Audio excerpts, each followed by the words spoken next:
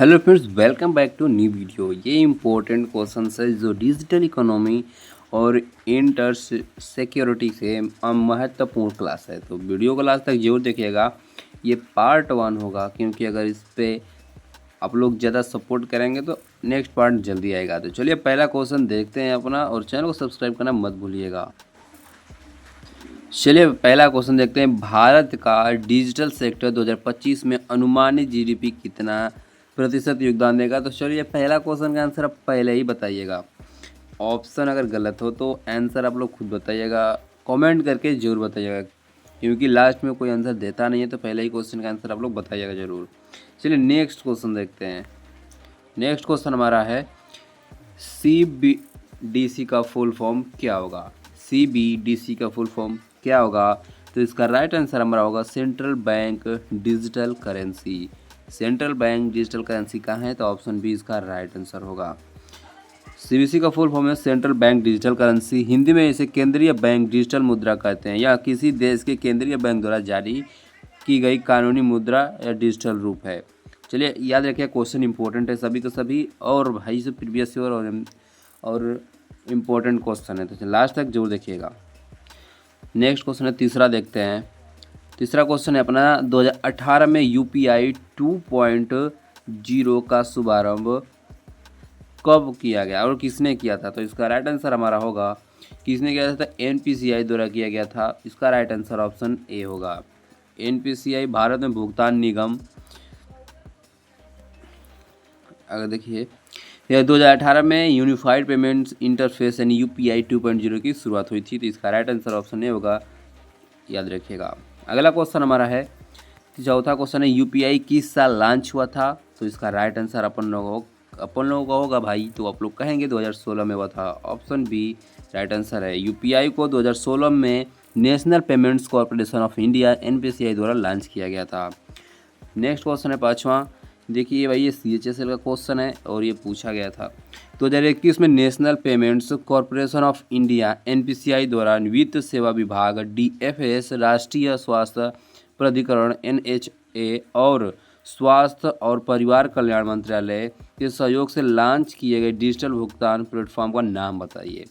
तो भाई ये इंपॉर्टेंट क्वेश्चन है, जरूर याद रखिएगा। तो इसका राइट आंसर हमारा होगा ई-रूपी। ऑप्शन डी इसका राइट आंसर होगा। ई-रूपी एक डिजिटल भुगतान प्लेटफॉर्म है जिसे 2021 में national payments corporation of India यानी NPCI द्वारा वित्तीय सेवा आयोग DFS, राष्ट्रीय स्वास्थ्य प्राधिकरण और स्वास्थ्य के परिवार कल्याण मंत्रालय के सहयोग से लॉन्च किया गया था। याद रखिएगा, क्वेश्चन इंपॉर्टेंट है।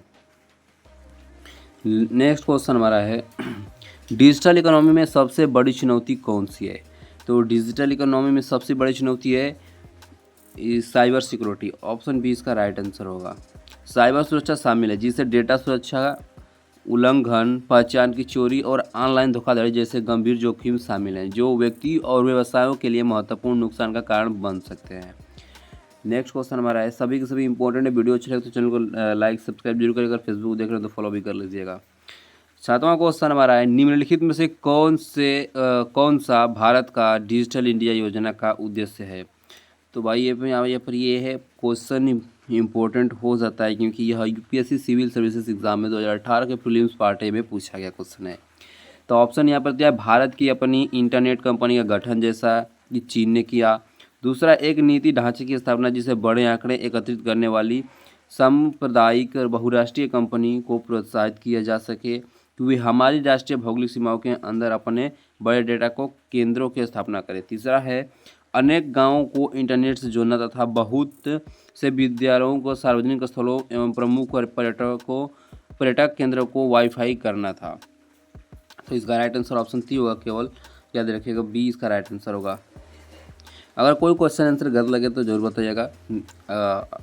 चलिए अगला क्वेश्चन देखते हैं। आठवां क्वेश्चन हमारा है, state of India digital economy report 2025 किसने जारी किया? तो किसने जारी किया था? तो इसका राइट आंसर आप लोग कमेंट करके बताते रहिएगा। तो ये जारी किया गया है ICRIER और process centre for internet digital economy CIDE। तो इसका राइट आंसर ऑप्शन सी होगा। State of India's digital economy report 2025 भारतीय अंतर्राष्ट्रीय आर्थिक संबंध अनुसंधान परिषद ICRIER और process centre for internet and digital economy CIDE द्वारा जारी की गई थी। अगला क्वेश्चन हमारा है, अगर आपको इसका PDF चाहिए तो आप लोग कमेंट करके ज़रूर बताइएगा। कमेंट में बस लिख दीजिए PDF, उसके बाद आपको PDF मिल जाएगा। नवा क्वेश्चन है, digital personal data protection bill 2023 किस उद्देश्य के साथ आया। क्वेश्चन इंपॉर्टेंट भाई, याद रखिएगा। Digital personal data protection bill 2023 किस उद्देश्य से आया था, तो यह डाटा प्राइवेसी से उद्देश्य से आया था, तो ऑप्शन ए इसका राइट आंसर होगा। और data privacy digital personal data protection bill 2023 का मुख्य उद्देश्य है नागरिकों के डिजिटल व्यक्तिगत डेटा की सुरक्षा और गोपनीयता सुनिश्चित करना। याद रखिएगा, ऑप्शन ए इसका राइट आंसर होगा। अगला क्वेश्चन है, 10वां क्वेश्चन है, भारत में सबसे पहला आधार कार्ड किसका बना था। भाई साहब ये भी जानना जरूरी है, बहुत अच्छा सवाल है। तो भारत में सबसे पहला आधार कार्ड बना था महाराष्ट्र के रंजना सोनवने का बना था, जिन्होंने 19 सितंबर 2010 को तत्कालीन प्रधानमंत्री मनमोहन सिंह और सोनिया गांधी द्वारा पहला आधार कार्ड नंबर दिया गया था। इंपॉर्टेंट क्वेश्चन से भाई, सभी के सभी जो भी क्वेश्चन आपको दिख रहे हैं सभी के सभी इंपॉर्टेंट है, याद रखिएगा। अब यहाँ से डिजिटल इकोनॉमी के इंपॉर्टेंट MCQ हो चुके हैं 10। इस पर आप लोग अच्छा सपोर्ट करेंगे तो नेक्स्ट वीडियो जल्दी आएगा। तो चलिए अब यहाँ से देखते हैं 11वां क्वेश्चन, जो इंटरनल सिक्योरिटी के टॉप 10 क्वेश्चन होंगे, जो एग्जाम में पूछे भी गए क्वेश्चन हैं और इम्पोर्टेंट MCQs हैं। चलिए, तो पहला क्वेश्चन है, NIA का फुल फॉर्म क्या है। तो NIA का फुल फॉर्म होगा नेशनल इन्वेस्टिगेशन एजेंसी। तो इसका राइट आंसर हमारा किधर दिख रहा है आपको, ऑप्शन बी दिख रहा है, नेशनल इन्वेस्टिगेशन एजेंसी। अगला क्वेश्चन हमारा है, NSG का मुख्य कार्य क्या है। NSG का मुख्य कार्य क्या है, आपने NSG का नाम सुना होगा, नेशनल सिक्योरिटी गार्ड। तो NSG का मुख्य कार्य क्या है, तो इसका राइट आंसर हमारा होगा, आंसर आप लोग कमेंट करिएगा, जिसको पहले आंसर आ रहा है वो आंसर कमेंट कर सकते हैं। NSG का मुख्य कार्य है आतंकवाद का मुकाबला करना। यह भारत की विशेष आतंकवाद रोधी इकाई है, जिसे 1984 में स्थापित किया था। ऑप्शन बी इसका राइट आंसर होगा। कोई भी क्वेश्चन का आंसर आपको गलत लगे तो आप लोग कमेंट करके जरूर बताइएगा। अगला क्वेश्चन है, BSF बॉर्डर सिक्योरिटी फोर्स का गठन कब हुआ था। BSF का गठन कब हुआ था, यानी बॉर्डर सिक्योरिटी फोर्स का गठन कब हुआ था, तो यह 1965 में हुआ था। इसका राइट आंसर ऑप्शन बी होगा। इसका गठन बॉर्डर सिक्योरिटी फोर्स BSF का गठन 1 दिसंबर 1965 को भारत पाकिस्तान युद्ध के बाद भारत की सीमाओं की सुरक्षा सुनिश्चित करने के लिए किया गया था। भाई ये इंपॉर्टेंट क्वेश्चन है, इसको याद रखिएगा। अगला क्वेश्चन आ रहा है भाई, 14वां क्वेश्चन है फिर से, NIA यानी NIA का हेड क्वार्टर कहाँ है, तो NIA का हेड क्वार्टर है New Delhi. Option B right answer होगा। NIA की स्थापना वर्ष 2008 में हुई थी। इसका मुख्यालय नई दिल्ली में स्थित है। याद रखिएगा, ऑप्शन 14वां का आंसर होगा बी, बिल्कुल करेक्ट आंसर है। अगला क्वेश्चन है, 15वां क्वेश्चन है, ग्रे जोन ऑपरेशन से क्या तात्पर्य है। तो ग्रे जोन ऑपरेशन से क्या तात्पर्य है, तो इसका राइट आंसर हमारा होगा, इसका राइट आंसर ऑप्शन बी होगा, hybrid warfare. Grey zone operation का तात्पर्य है हाइब्रिड वॉरफेयर से। यह एक ऐसी रणनीति है जिसे शत्रु को नुकसान पहुंचाने के लिए पारंपरिक और गैर पारंपरिक तरीकों का मिश्रण इस्तेमाल किया जाता है, लेकिन कार्रवाई खुले युद्ध सीमा से नीचे रहती है। तो याद रखिएगा, ऑप्शन बी इसका राइट आंसर होगा। ग्रे जोन से क्या तात्पर्य है, तो हाइब्रिड वॉरफेयर। अगला क्वेश्चन है, 16वां क्वेश्चन हमारा है, भारत की आंतरिक सुरक्षा में लाल गलियारा रेड कॉरिडोर शब्द का तात्पर्य क्या है। इंपॉर्टेंट क्वेश्चन है भाई, पूछा गया क्वेश्चन से एग्जाम में। रेड कॉरिडोर, रेड कॉरिडोर का क्या मतलब होता है भाई, आप लोग कमेंट करके बताएंगे। तो यह इसका राइट आंसर होगा, ऑप्शन ए नक्सल प्रभावित क्षेत्र होता है। नक्सल प्रभावित क्षेत्र लाल गलियारा शब्द के उन क्षेत्रों को संदर्भित करता है जो नक्सलाइट माओवादी विद्रोह से गंभीर रूप से प्रभावित है। याद रखिएगा क्वेश्चन भाई, ये इंटरनल सिक्योरिटी के टॉप 10 क्वेश्चन आएंगे। अगर अच्छा PDF चाहिए तो आप लोग कमेंट कर दीजिएगा, टेलीग्राम का लिंक बायो में है। 17वां क्वेश्चन है, भारत की आंतरिक खुफिया एजेंसी इंटेलिजेंस ब्यूरो IB किस केंद्रीय मंत्रालय के अंतर्गत कार्य करती है। सबसे इम्पोर्टेंट बात इस बार है कि IB का फॉर्म आया था, एग्ज़ाम हुआ है जल्दी। SCIO का आया था भाई साहब, और इंटेलिजेंस ब्यूरो यानी सिक्योरिटी असिस्टेंट का आया था।